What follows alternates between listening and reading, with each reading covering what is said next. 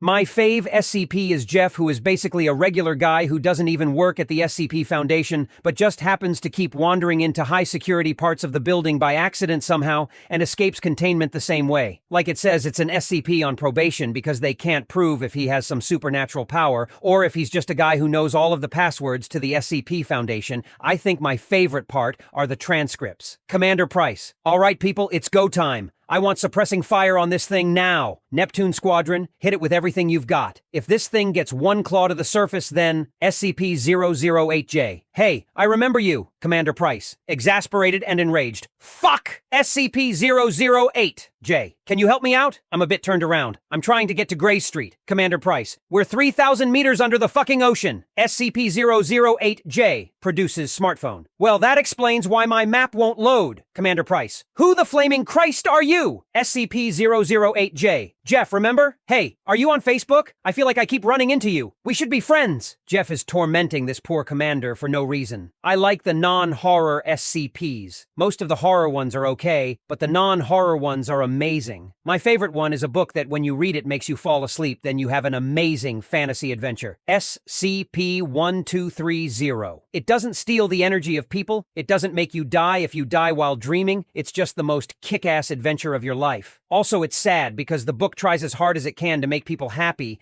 but one time this guy who is super into fantasy and stuff used and was asleep for like day, and in the dream it was 200 years.